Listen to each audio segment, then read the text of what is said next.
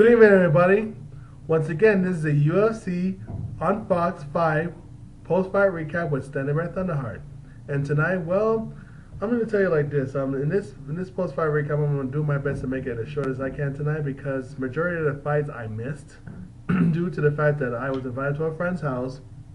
And what happened was he messed up on the scheduling, I guess, of the fights. So basically, now that I missed the fights, he missed the fights, and a bunch of our other friends missed the fights too. Missed the fight. So really, from the prelims all the way up to even like Rory MacDonald and BJ Penn. Well, actually, he saw that fight, but I ended up missing that. But in any event, though, I was able to catch the last two fights, which was a good thing, the co-main event and the main event itself. But I would also have rather have seen the Rory MacDonald and BJ Penn fight because that was another anticipated grudge match right there. But at the same time, I'm still going to read the list of the fighters as quickly as I can to give them the respects, and because they've won and so forth. So I'm going to just go ahead and just read the card, and here we go. Now, the first bout is Scott Jorgensen versus John Albert, and the winner is Scott Jorgensen via submission. So congratulations. Dennis Siver versus Nuem Phan, and the winner is Dennis Siver, unanimous decision. Marquez Levesseur, I guess that's how you say it, versus Abel Trujillo, and the winner is Abel Trujillo via a TKO, if I'm not mistaken. And Daron Cruickshank versus Henry Martinez, and the winner is Daron Cruickshank via TKO. Ramsey Nuem versus Joe Proctor, and the winner is Ramsey Nuem via unanimous decision. So, congratulations is in order for that. And also, Raphael Assuncao versus Mike Easton, and the winner is Raphael Assuncao via unanimous decision. And Yves Edwards versus Jeremy Stevens, and the winner is Yves Edwards via knockout. And from what I was told in the second round, this was a great knockout victory for Matt Brown, as the winner Matt Brown when he went against Mike Swick.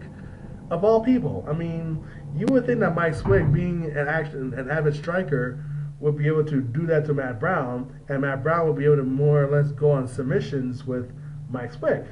Well, it just seems that Matt Brown had a good hand tonight. From what I was told, I was told that he caught Mike Swick, knocked him down, and he just knocked him, and basically, and then just took him out and hit him a few times. So he knocked him out. So congratulations are in order for Matt Brown against Mike Quickswick. So, and the third, and also now in this bout right here, the third from the main event is BJ Penn versus Rory MacDonald. This was the most anticipated fight because basically Rory MacDonald several months ago called out BJ Penn and called him out of retirement to fight BJ Penn. And I'm sure Rory MacDonald wanted to really test himself against the very best, against the legend and things like that. And in order to become a legend, well, you have to be the legend, beat the legend too. This guy named Ric Flair says, in order to be the man, you got to beat the man, despite whether he's retired or so forth. Well, I guess he called him out of retirement, but BJ Penn, with his ego, of course, came out of retirement too, and basically ran his mouth badly against Rory MacDonald. And Rory MacDonald has been patient, has been professional, has been cool and calm about a lot of different things. Yeah, I mean, he said some few things against BJ Penn, but he really just kept it more professional than anything. That was really good of him. That was really good of Rory MacDonald. I actually wanted Rory MacDonald to win, so the winner of this fight was Rory MacDonald via unanimous decision. Basically, and I'll get to that later, but the point of the matter is that BJ Penn ran his mouth, especially after Rory MacDonald had a cut during training above his eye, above his right eye actually. And it was so deep that he had to bow out from the fight that he was going to fight BJ Penn in October of this year. And instead, what happened was, rather than BJ Penn leaving it well enough alone, he decided to mouth off and basically said that Rory MacDonald chickened out or whatever, or cowered out, or whatever you want to call it. And just because he said BJ Penn and nothing else, well, he called me out of retirement, and now he doesn't want to fight me now because he got some kind of little cut. Now he's cowering out. And so BJ Penn then ran his mouth and said, well, he could have healed it. It said it takes 10 weeks. He could have healed it in time. And, you know, from what I've seen Rory MacDonald, I saw an interview with him with Ariel Helwani. Ariel Helwani was doing an interview with him via Skype, nonetheless. And I actually got a chance to actually examine and see the cut for myself with Rory MacDonald. And the cut was pretty damn deep, if you ask me. It was pretty damn deep. I mean, there was just no way he would have healed in time. And even if he healed a little bit fast, you know, the injuries and the repercussions would have been so high because it looked like more of a knife wound than anything. Because even though the elbows are, you know, when you do elbow strikes, sometimes it could be just as cutthroat, or just be as cut as a knife, and it looked like a really deep wound. And so there was no way he could have fought. The doctors told him don't fight, and I really believe that he made the right choice not to fight. He wanted to, and he was heartbroken, and he was very upset, and he was even was in a dark place. He even had no sunlight, nothing. So you can't tell me a guy was, you know, chickening out or pussing out or whatever you want to call it, and still be depressed and not have a sunlight shine near his house while he was upset at that point. And BJ Penn had some nerve to run his mouth that he could have healed in 2 weeks. How would he want to know that? How would he want to know that he would have healed that fast? BJ Penn just wanted to talk a lot of crap and a lot of smack, and even though the guy's a legend and he must be respected as such, he has been an excellent champion in his own right, lightweight and welterweight. You know, beat a bunch of Gracie family members. Great Brazilian jiu-jitsu artist, and at the same time, his time has passed. It was time for him to go. He wanted to make himself more relevant again with the fans and everything, but it didn't work tonight because obviously, even though, damn it, I wish I would have seen that fight, but I am so glad that Rory MacDonald beat the hell out of him. He made him pay for it. He made him pay for all that trash talking he did. Good for Rory MacDonald. Good for him. I really like to. He's a real good kid. He's awesome, and I truly see him somewhere down the line, Rory MacDonald being the future welterweight champion, or any champion for whatever weight class that he chooses. At some point in his life, he will become a future welterweight champion. Who is texting me at this point? Crazy. Well, hold on. This is my friend that was inviting me to the house. Let me see what he had to say.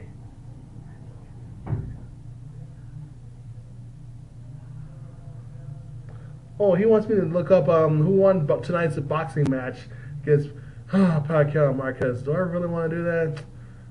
Well, look, Yogi, just for you, man. This is just because you invited me. I'll tell you. I'll check it out. I'll just respond to him later.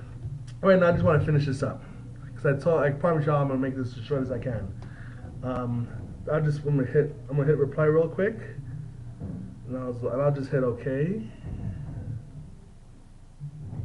Okay. I'm just gonna send it, and I'll talk to him about it later. Anyways, like I was getting at here, I'm so glad that Rory MacDonald won this because he deserved a good win, and BJ Penn got what he deserved as far as an ass beating and a loss on his record. And now let's see if BJ Penn will go back to retirement and stay there, and you know, rather than trying to make a comeback. At this point in time, he does not even like to train. He's lazy, and when it comes to training, as far as he's not really much of a workhorse, he likes to take it easy too much. He likes to just go on talent alone. And nowadays, you just can't go on talent alone. You have to be talented, and you got to be a workaholic in a sense as well. So, you know, hold on again. I'm gonna view this. All right, I'm gonna talk to him later. That was a friend of mine, Yogi. If you haven't seen him before, just check it out. The UFC post-fight recap on the Apex one. And you'll see a friend of mine next to me that he did one of the videos with me. So he's a really cool guy and so forth. So I need to talk to him at some point, sometime after I'm done with this. Anyways, moving on. Like I was trying to figure out. Like I was really trying to say here that, like I said, BJ Penn got what he deserved. Rory MacDonald, congratulations, man. You deserve it. And somewhere down the line, like I said, he's a future champion. Somewhere down the line. So watch out for that, guys. Now, in the co-main event, the former UFC light heavyweight champion Mauricio and former Grand Prix Pride champion went against Alexander Gustaffson, a rising star in his own right, and the winner. And in the winner, it's an unanimous decision. Alexander Gustafsson, yes, he surpassed Mauricio Hua in various ways. I mean, sure, I mean, yeah, he had a slow start when the beginning of the first round, Mauricio Hua just threw some good combinations and landed some good punches to his stomach and even to Alexander's face and everything. But overall, though, Alexander was picking it up and got it in gear and started kicking the legs, started throwing some nice jabs and an uppercut. And then of course he had such a long reach, he was so tall that he was actually able to reach while Mauricio was covered up and still was able to hit him in the jaw. And then not only was he doing that, but he was doing the uppercut. Then he would grab and he would do the knee strikes to his face. And then on top of that too, then also the second and third rounds, of course Mauricio Hua fought back a bit too and did some good punches, and it actually got a little bit even in the second round than it was in the first or third, because Mauricio Hua was hitting them with some good strikes and everything, and Alexander Gustaffson was not going to be denied. Of course, he also turned around and started striking back with some good uppercuts, jabs, nice knees, clinch him, nice knees to the legs and to the body and to the head, and also took him down a few times and grounded upon him a little bit. But he, of course, got him to stand back up, so he didn't want to stay down there to the ground too long either. But he didn't have to. And in the third round, just looked like a lot like the first round, except that he definitely threw one side kick, which I felt he should have done, a lot more so than just the roundhouses as well. But in any event, and on top of that, like I said, he started throwing some good punches, and even like I said, took him down, grounded upon him a little bit. And when he felt like he was going to be out grappled, he just got back up and got him back up. But in the very end, when Alexander Gustafsson did so much more, he just looked like he just gave Mauricio Hua a clinic. And Mauricio Hua is very experienced, very well-rounded, well-versed and everything. But I guess his time is starting to come to a point too that he may have to consider retiring as well. We'll have to see what happens with that. He's still in the game, but how much longer does he? And just like Joe Rogan says, how many more wars does he need to fight left? And now it just seems like Alexander Gustafsson will be getting a shot at John Jones, the light heavyweight champion, at this point. That's going to happen. And matter of fact, there are some people, some of the fans that have emailed me and even contacted me and even said that Alexander Gustafsson is the one that could beat John Jones. Is he that dark horse? He could be the dark horse that could beat John Jones. You never know.